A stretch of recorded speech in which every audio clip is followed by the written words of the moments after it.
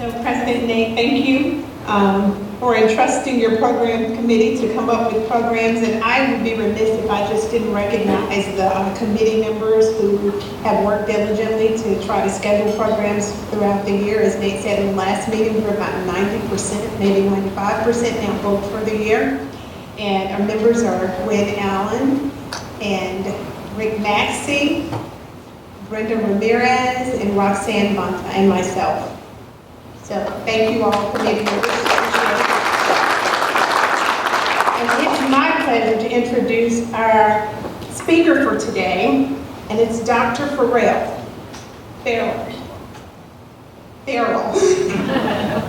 Dr. James Farrell. He's an assistant professor of economics and finance at Florida Southern College and holds a doctorate degree in economics from Florida State University, as well as the CFA designation. Prior to joining Florida Southern College, he was a senior quantitative analyst with the Florida State Board of Administration.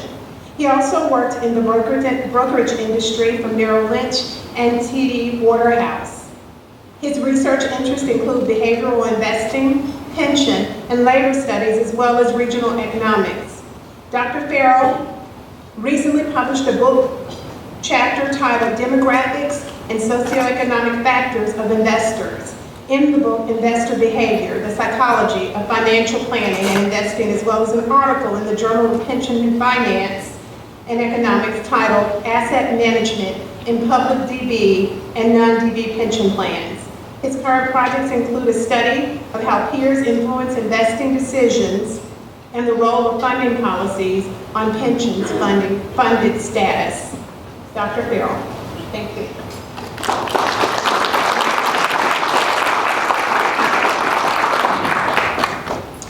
Thank you very much, Stacy. Thank you guys for having me here today. It's been a long time since I've spoken to a group of people that aren't students of mine, so we'll see how this goes. Today I wanted to take some time to share this thing here.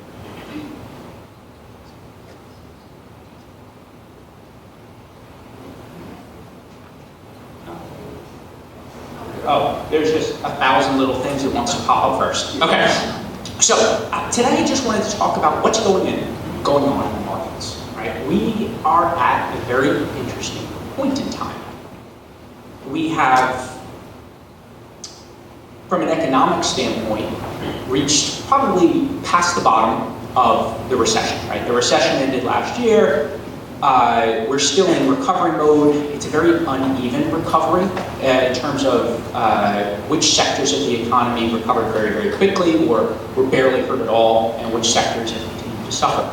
We've also seen a lot of changes with who's participating in the markets, and we have a lot of external factors weighing into what's going on and what's driving asset values and what's driving behaviors and what's driving individual spending, right? So some of the big headlines we've seen recently are inflation spiking, right? So what's going on with that? How do we expect that to play a role in the markets, in your own lives, perhaps with personal budgets? And so today I want to cover three big topics and how they connect. First topic I want to talk about is the equity prices, interest rates, and the role of the Federal Reserve. The second topic I want to hit on is new traders and the technology that's enabled them to enter the market and encourage them to enter the market, and how those two topics are connected, and then what can we expect to happen post-COVID. So, first, on the markets. One of the key indicators that you can look at for broad market positioning is the PE ratio. It's a ratio of prices to earnings for firms. Historically, we see an average PE ratio of about 18. A PE ratio of 20, for example, just back of the envelope calculation says for every dollar for your investment, it's going to take about 20 years to get your money back in earnings from the firm if they have earnings. Right? So that's a rough idea, about a 20-year return on your invested capital. We typically see going into a recession, during a recession, PE ratios spike. It's normally driven by a massive drop in earnings, right? So the prices don't adjust as quickly as earnings, not necessarily that they should, because if we consider those earnings drops just transitory or temporary, why should prices drop as much as earnings drop? So as bad as it was not this March 2020, when we saw markets fall about 40%, it could have been worse. And we saw the markets very quickly rebound. We're higher now than we've ever been, minus the last couple of days. Today is back up again, I think. But we still sit at pretty high levels of PE ratio. So what we want to ask ourselves is, what's going to give them, right? We typically can't sustain. If our average is 18 historically, what would keep us at a PE ratio of 25 or 28 where we roughly stand today? What's going to give? Do we think earnings are going to continue to recover to the point where prices make sense again? Or are prices going to come back down to earth a little bit? I have my own bias.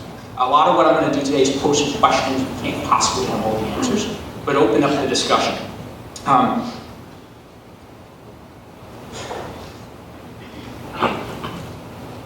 And so one of the driving forces on why PE ratios might be drifting, I'm not sure, slide a second. So early on, we saw PE ratios steadily below that average, that 18 market hash there, and then for the last 20 years or so, they've been sitting a little higher.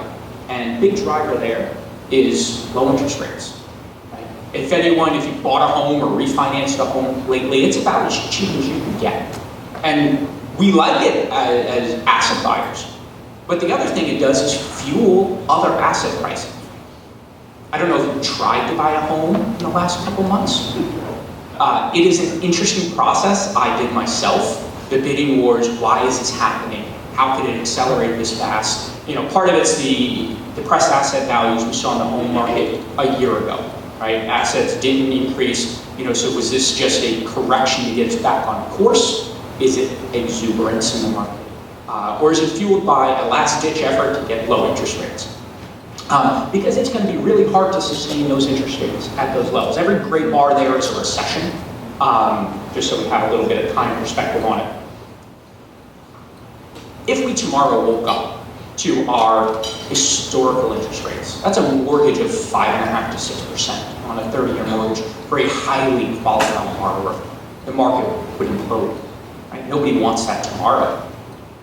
But how long can we sustain these low interest rates? How long can we keep interest rates this low without feeling the pain somewhere else? So where's this sustenance coming from? So that's the next big question we have. And what else is it doing to the market? So one of the big things we typically look for with low interest rates and sort of the downside of low interest rates is inflation. So are we experiencing inflation? Can we keep the interest rates this low without runaway rampant inflation? Or will the Federal Reserve have to pull back on all of their activities? And how fast will they have to pull back to rein it in? Those are sort of the headlines that are coming out right now. We saw the highest inflation we've seen in 20 years or something. It was 5% a year before, we're looking at 8% coming up soon. High inflation numbers year over year.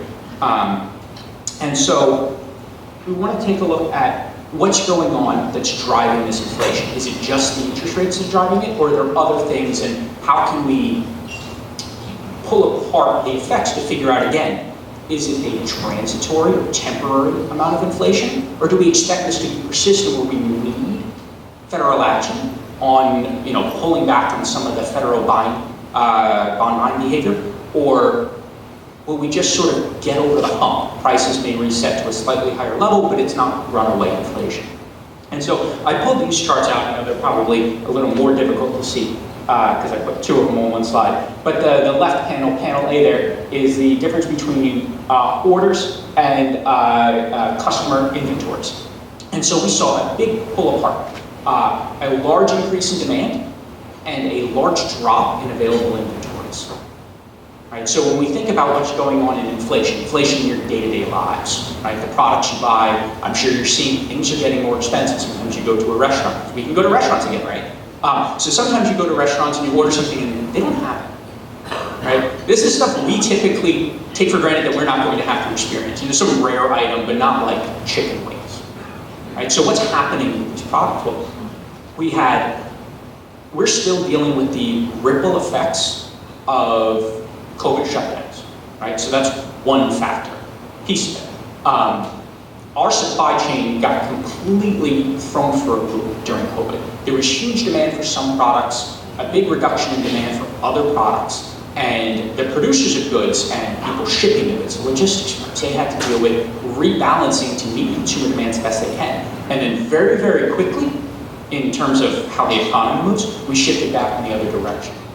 So now there's this demand for all this stuff again. Look at the new car market.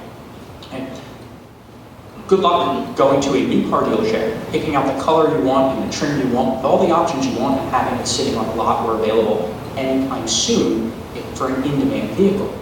There's shortages there. A big driver of their shortages is related to one particular input, a computer chip that had all sorts of logistical issues getting here, but we're seeing that all over the economy, these little pockets of lack of availability of goods. And so some of it is just that. I would consider that to be more transitory. I think given a sufficient amount of time, maybe 6 months or a year before the market resettles out, you go from these short-term issues to longer-term adjustments, that stuff will probably hash out, right? You won't have to worry about, do they have the food item I want at my favorite restaurant this time? That stuff will probably sort out. Another big driver, though, is money, right? Money drives inflation. We have a lot more money than we had at the beginning of COVID. The personal savings rate shot through the roof. Where did it come from? We have a lot of stimulus money. We threw like $3 trillion at the economy. Out of a $20 trillion economy, we threw $3 trillion in cash at it. Now, some of that went for basic needs, right? Some people needed it a lot, right? Paid bills, kept food on the table, unemployment wasn't enough. But it was done, they say sometimes going after a fly with a sledgehammer, right? That first pass of stimulus spending, right? We needed it fast because COVID hit us fast. And so it wasn't very directed, right? A lot of people got money that probably didn't need to get money also, on top of the people who really did. And it's hard to sort through who really needed it and who didn't when you're trying to get a policy through at a national level that quickly. Just hard, right? So can't Monday morning quarterback that one. But we continue to throw money at the economy. And we have trillions of dollars sitting there. You don't get a personal savings rate 30% in our economy. We don't save money like that. We spend money. We like to spend money. So people took in the money while there was a lot of uncertainty. They may have saved it for a short period of time. But now that it looks like we're getting to the other side of this, they're spending the money. People are starting to spend the money. Like they want to buy things. They want to move to a bigger home. If you've received over the course of the stimulus money $4,000 or $5,000 and your home value's a little up and you were fortunate not to lose your job and perhaps you spent the last year working from home and some of that time was spent on Zillow or Realtor.com, just looking at what else is out there, you may be pretty motivated to not look at your same four walls anymore. Or have a little more space from the people you currently share your space with. I know what you're thinking. No, everyone got along, they love each other, everything's fine. But no, they probably want a little bit of overload. And so it changed our behavior. It changed what we want and what we're looking for. And so we have this sort of perfect storm of factors that are piling into the market that are driving up demand in pockets. Now, is it sustainable? Well, if we stop throwing money at the economy in such a broad way, eventually it'll ripple through and dissipate, right? People will spend their money and then they won't have money to spend anymore. Somebody else will get that money and spend it somewhere else, but eventually it dissipates. You get that multiplier effect of the economy, but it peters out eventually, turns into some savings, turns into some investing. The other factor we have, and I know I don't expect you to be able to read what all those bars are, but the size of it. This is the Fed's balance sheet. This is how much money the Federal Reserve has thrown into it, if you read the top part of it. We went from the Fed balance sheet of roughly $4 trillion to $8 trillion during the course of COVID. Right? $4 trillion of what's effectively interest rate subsidization. Right? To keep those interest rates nice and low. Can't sustain that forever because inflation. And you can't just keep throwing money at it. And we've been throwing money at this for quite some time. I mean, that's a pretty steady increase from where we were 20 some odd years ago. That's what's kept our interest rates so low for so long. I mean, we like low interest rates. It makes things easier to buy, keeps the economy going. But at some point, it may cause some trouble. And, you know, we've supported it with a relatively solid economy over that entire time. We had recessions, but we still did all right. You know, our version of a recession is still better than 90% of the world. Very fortunate that way. And we haven't had runaway inflation. They've actually done a pretty good job, despite all the spending, of keeping inflation where they want it to be. But so much so fast, you know, it raises an eyebrow. It's time to think: you know, what's coming out of this on the other side? So, on top of all the money, we had a bunch of new technology with a bunch of people who may have had a bit more free time, or at least a bit more time without being monitored at work, to do what they wanted to do with their day, right? Between work from home and new trading apps that came about during this time, I mentioned before, a perfect storm. Throw a bunch of money and a bunch of time at people, and everything is closed and there's nothing else you can do. And you have new apps. Yeah, everything. What else are you going to do, right? And you throw a bunch of new apps out there that gamify trading. Right? You trade on Robinhood. I don't know how many of you use it. I personally don't. But if you trade, whether you did well on the trade or didn't do well on the trade, it's fireworks and confetti. You could have lost a bunch of money and it's fireworks and confetti. They gamify losing money or making money. They don't care. You're trading. And I'm not going to get into the whole, you know, pay for order flow and that is not really free and all those problems that exist with it. It's there. And it drove a lot of people to the market. So one of the measures that we've always looked at, I'm not a huge fan of the term, but the term that the industry adopted for themselves is smart money and dumb money.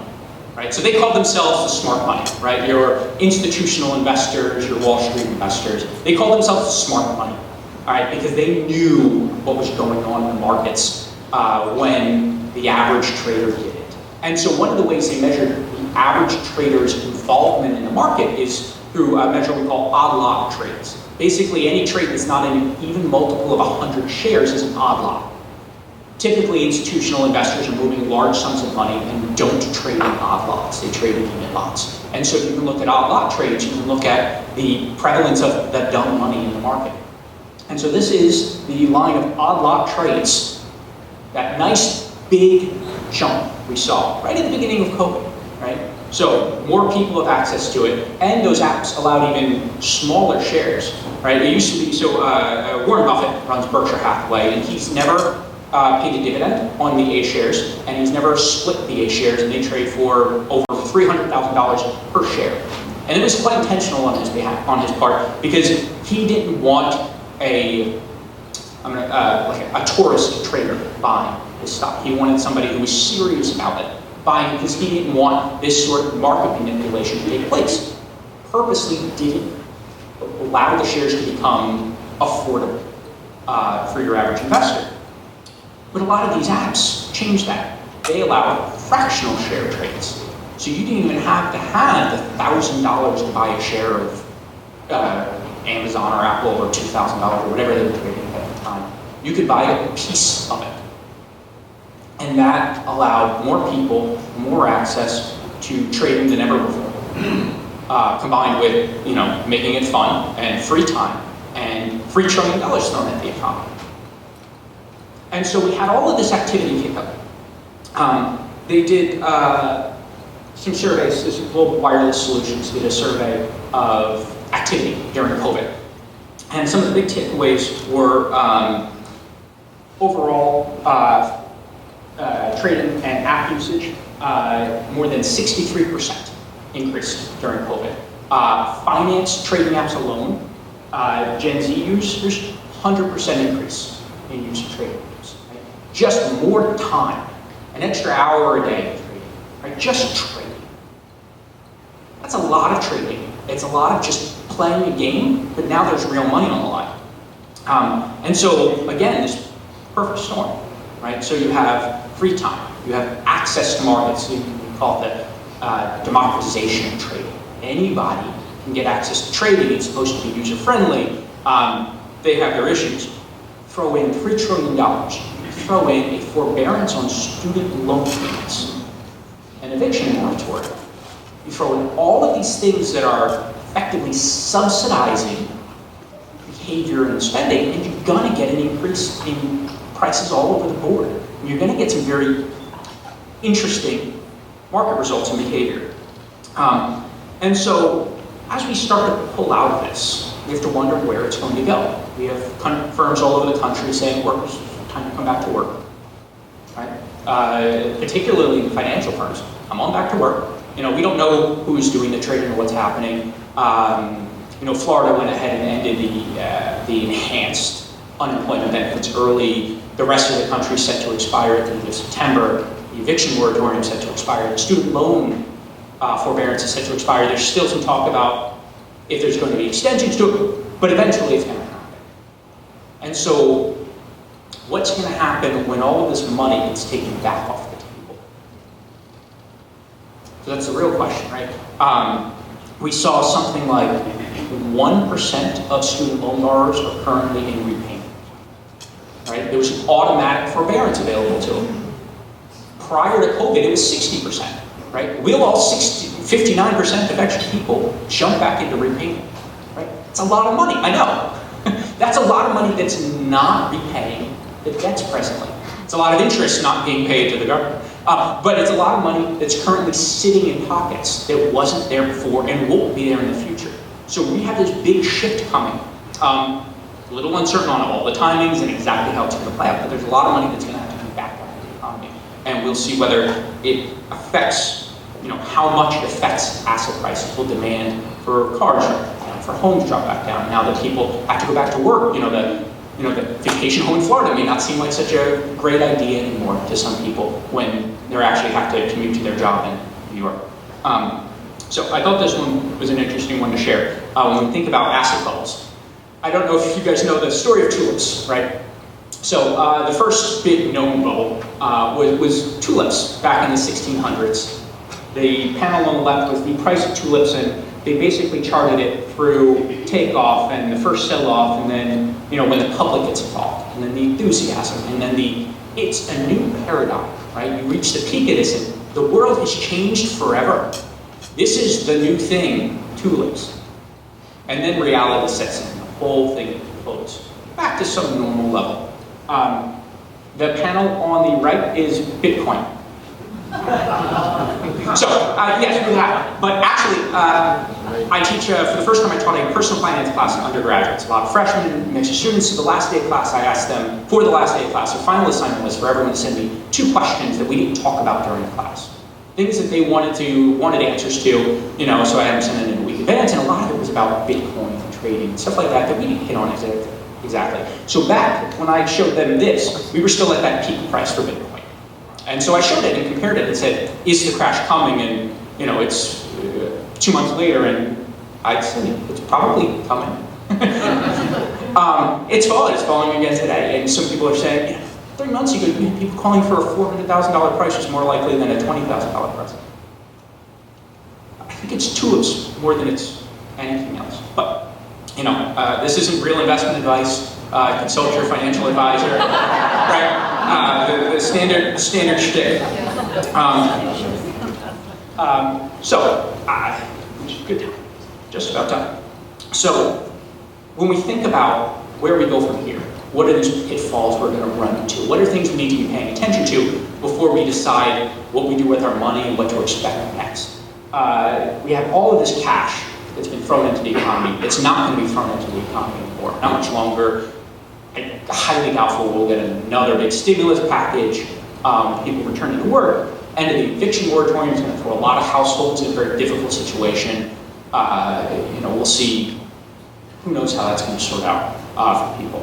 And the student loan forbearances, we've had a very uneven recovery. As much as employers are saying they can't get people to work, that's a lot of industries that for a long time didn't offer the benefits that many of us are used to, right? It's not this slam dunk deal to just jump back into work for the same uneven schedules and uneven hours and no benefits. People usually give people a year off and time to think, and they think they want something a little different in life.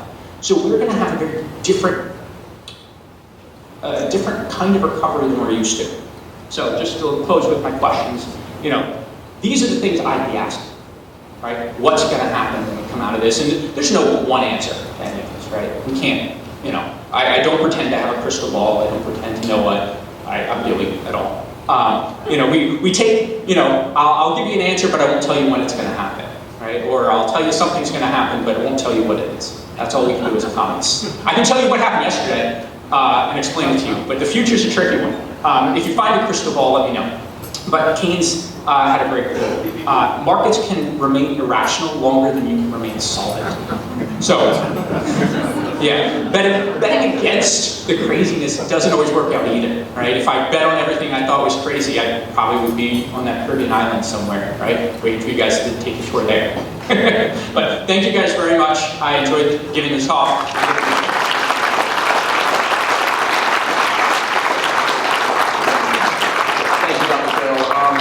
Will you stick around for questions? Sure. Okay. Well, we're going to have to wrap up, but if you're going to stick around, you'll hang around for a few minutes if anybody has questions afterwards. And we'll give you this small tip. I appreciate it. Thank you very much. Great program, almost as good as last week's.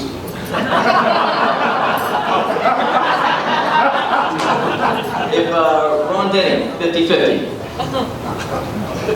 And while he's doing that, next week's program is Ileana Nis from the Peace River Center talking about mental health of our youth next week.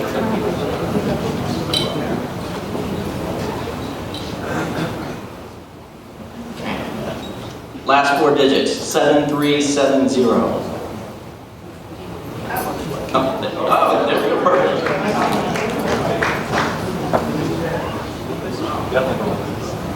I'd like to thank our guests for coming this week: Belinda, Shanita, Scott, Lydia, Cody, Richard, Ryan, Melina, Joey, Kyle, and our big winner over here, Michelle. How much did you win? Nothing.